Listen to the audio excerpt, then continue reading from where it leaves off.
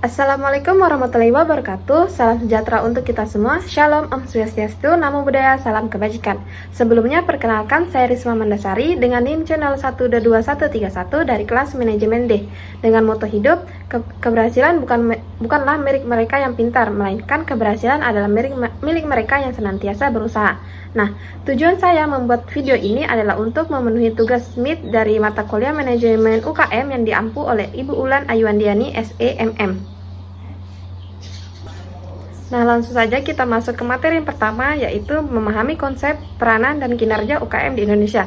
Sebelumnya, UKM atau usaha kecil menengah adalah jenis usaha yang dikelola oleh individu atau kelompok masyarakat dengan skala yang tidak besar. Nah, UKM itu biasa memiliki modal yang terbatas, dikelola secara mandiri, dan mempekerjakan sedikit karyawan. Contoh UKM yang bisa kita temukan di sekitar kita itu seperti warung makan, toko kelontong, usaha kerajinan tangan, hingga bisnis online rumahan. Meskipun terlihat sederhana, UKM memiliki peran yang sangat penting dalam perekonomian Indonesia. Eksistensi UKM dalam proses pembangunan ekonomi memiliki peran yang sangat penting dan strategis di Indonesia. UKM bukan hanya sekedar pelaku ekonomi skala kecil, melainkan merupakan motor penggerak ekonomi rakyat. Dalam konteks pembangunan ekonomi, UKM menjadi pilar utama karena mampu menyerap tenaga kerja dalam jumlah besar, membuka lapangan kerja baru, dan mendorong kegiatan ekonomi ke pelosok daerah yang belum terjangkau oleh industri besar. Nah, UKM juga membantu pemerataan pendapatan dan mengurangi kesenjangan ekonomi antar kota dan desa. Nah, kinerja UKM mengacu pada sejauh mana usaha kecil dan menengah mampu mencapai tujuan mereka, baik dalam hal dalam hal pertumbuhan pendapatan, efisiensi operasional, kepuasan pelanggan, maupun daya saing produk di pasar. Secara umum, kinerja UKM itu di Indonesia dapat menunjukkan perkembangan yang cukup signifikan dalam beberapa tahun terakhir. Hal ini ditandai dengan kontribusi UKM terhadap produk domestik bruto nasional yang mencapai lebih dari 60%. Serta kemampuan UKM dalam menyerap tenaga kerja yang sangat besar, yaitu sebesar 97% dari total tenaga kerja di Indonesia. Selain itu, UKM memiliki peran penting dalam memperkuat perekonomian daerah, terutama karena keberadaannya yang tersebar sehingga ke pelosok desa. Meskipun begitu, kinerja UKM tidak hanya dilihat dari besarnya jumlah unit usaha atau tenaga kerja yang diserap, tetapi juga dari bagaimana mereka menjalankan usaha secara efisien dan berkelanjutan. Selanjutnya, materi yang kedua dan ketiga adalah menjelaskan kekuatan dan kelemahan UKM serta penelitian pelanggan. Nah, UKM memiliki berbagai kekuatan atau keunggulan yang membuatnya mampu bertahan dan terus tumbuh bahkan di tengah situasi ekonomi yang sulit. Kekuatan ini meliputi fleksibilitas tinggi, dekat dengan konsumen, biaya operasional rendah, mendorong inovasi lokal, dan mudah memulai.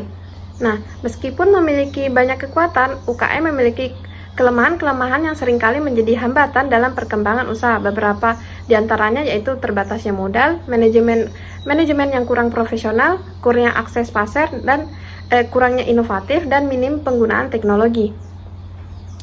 Penelitian pelanggan adalah proses mengumpulkan informasi tentang konsumen yang dituju oleh UKM. Tujuannya agar pelaku UKM dapat memahami dengan jelas siapa target pasar mereka, apa yang diinginkan atau dibutuhkan pelanggan, bagaimana perilaku pembelian mereka, dan alasan mengapa mereka memilih suatu produk atau layanan. Dengan memahami pelanggan, UKM bisa menyesuaikan produk atau layanan agar sesuai dengan kebutuhan pasar, menentukan harga yang tepat, dan memilih strategi promosi dan distribusi yang efektif.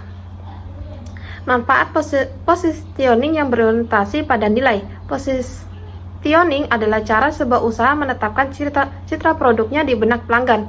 Positioning yang berorientasi pada nilai berarti menekankan keunggulan produk dari sisi manfaat atau nilai yang dirasakan langsung oleh pelanggan. Selanjutnya, materi yang keempat yaitu memahami tujuan pemasaran UKM dan fokus dalam pencapaiannya.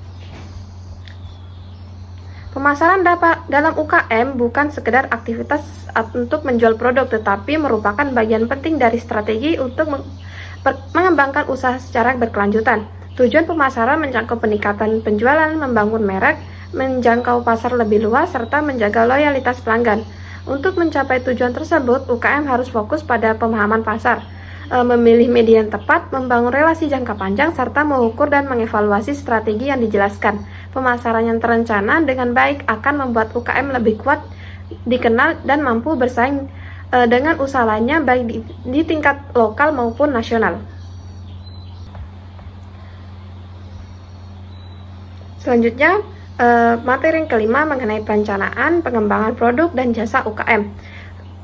Keunggulan produk dan jasa UKM adalah nilai tambah yang membuat produk tersebut lebih baik atau lebih menarik dibandingkan produk lain yang sejenis.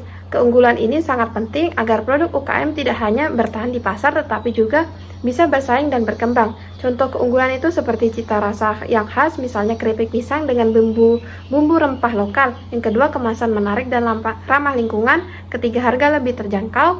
Dan yang keempat, produk homemade atau limited edition. Manfaat dari produk dan jasa UKM.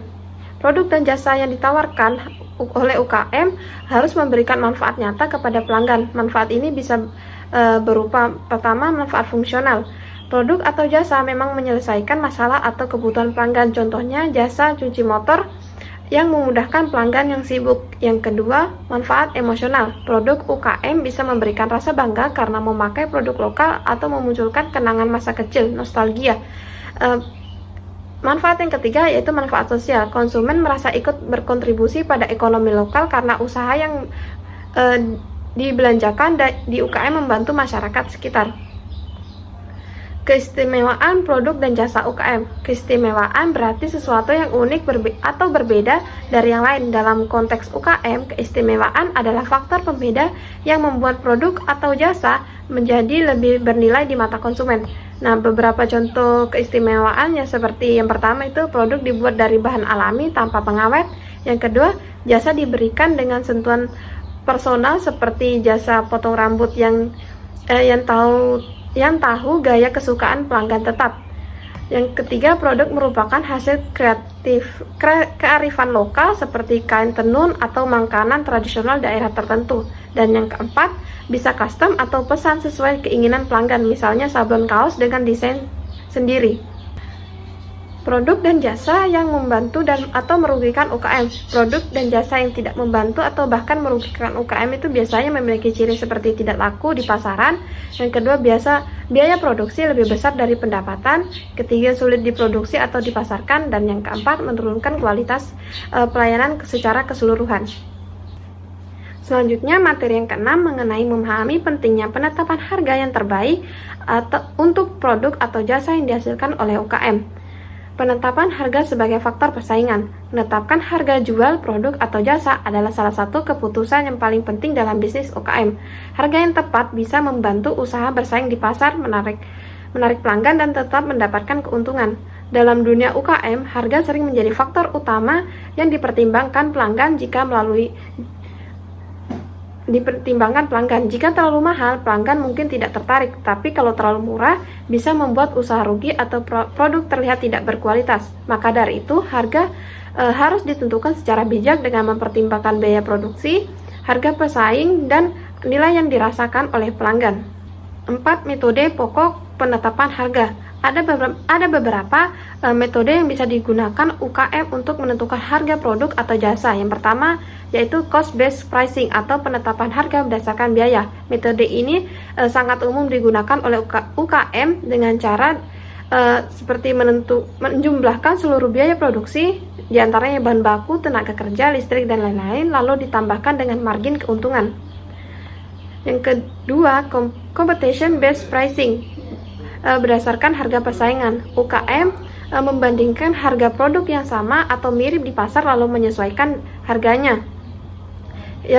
Yang ketiga, value-based pricing atau berdasarkan nilai yang dirasakan oleh konsumen.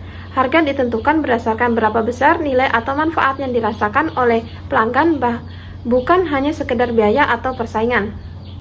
Dan yang keempat adalah demand-based pricing atau berdasarkan permintaan pasar. Harga ditentukan berdasarkan tinggi rendahnya permintaan konsumen. Jika permintaan tinggi, harga bisa dinaikkan. Jika sepi, harga bisa diturunkan untuk menarik pembeli. Selanjutnya, strategi dan taktik penetapan harga. UKM juga perlu memahami berbagai strategi dan taktik dalam menetapkan harga agar harga tersebut bisa menarik perhatian pelanggan tetapi tetap menguntungkan usaha. Seperti yang pertama, penetration pricing atau harga murah untuk masuk pasar. Harga dibuat sangat terjangkau agar produk bisa cepat dikenal dan menarik banyak pembeli, terutama untuk usaha baru. Yang kedua, skimming pricing atau harga tinggi di awal. Produk baru yang eksklusif dijual dengan harga tinggi dulu lalu secara bertahap diturunkan. Yang ketiga, psychological price atau harga psikologis. Harga dibuat seolah lebih murah, misalnya 9.900 bukan 10.000 rupiah. Ini sering digunakan karena secara psikologis terlihat lebih terjangkau. Yang keempat, bundling atau harga paket. Beberapa produk dijual dalam satu paket dengan harga lebih murah daripada beli satuan. Contohnya paket makan siang hemat berisi nasi, lauk, dan minuman dengan harga khusus. Dan yang kelima, promosi harga, diskon potongan harga atau beli satu gratis satu untuk menarik perhatian pelanggan dari waktu tertentu. Selanjutnya, materi yang ketujuh yaitu memahami pentingnya dan cara penetapan lokasi UKM yang tepat. Pengaruh lokasi terhadap usaha. Lokasi adalah salah satu faktor kunci keberhasilan usaha, terutama untuk UKM yang bergerak di sektor retail, kuliner, jasa, atau perdagangan langsung. Lokasi yang strategis dapat yang pertama itu menarik lebih banyak pelanggan, yang kedua meningkatkan penjualan, yang ketiga mempermudah distribusi barang atau jasa, yang keempat mengurangi biaya operasional. Sebaliknya, lokasi yang tidak tepat itu bisa membuat usaha sepi pembeli, sulit dijangkau, atau bahkan meningkatkan kerugian. Selanjutnya, lokasi dan tata ruang yang tepat. Tata ruang berarti pengaturan wilayah sesuai dengan fungsi-fungsi tertentu. Setiap daerah memiliki aturan tata ruang yang menentukan di mana saja tempat yang diperbolehkan untuk kegiatan usaha, seperti industri, permukiman, atau fasilitas umum. UKM harus memilih lokasi yang sesuai dengan peruntukan wilayah atau zoning, pendekatan dengan target pasar, dekat dengan sumber bahan baku, tersedia akses transportasi dan parkir, dan tidak rawan bencana. Selanjutnya, evaluasi lokasi. Sebelum memilih lokasi usaha, pelaku UKM harus melakukan evaluasi menyeluruh. Tujuannya adalah untuk memastikan bahwa tempat tersebut benar-benar mendukung kesuksesan bisnis. Jadi itu tadi materi yang dapat saya sampaikan mengenai manajemen UKM. Nah, kesimpulan yang dapat saya ambil adalah manajemen UKM itu memberikan pemahaman mendalam kepada mahasiswa tentang bagaimana UKM dapat dijalankan dan dikembangkan secara efektif, mulai dari mengenali potensi internal dan eksternal, memahami pasar, merancang produk yang unggul, menetapkan harga yang tepat, memasarkan dengan strategi yang fokus, hingga memilih lokasi yang strategis. Semua aspek ini merupakan bagian penting dari strategi manajemen yang harus dipahami dan diterapkan oleh pelaku UKM agar mampu tumbuh berkelanjutan dan berdaya saing tinggi di tengah pasar yang dinamis. Nah, itu tadi yang dapat saya sampaikan. Semoga apa yang saya sampaikan ini dapat bermanfaat bagi kita semua, terutama saya pribadi. Saya akhiri dengan ucapan wabillahi taufiq wal hidayah. Wassalamualaikum warahmatullahi wabarakatuh.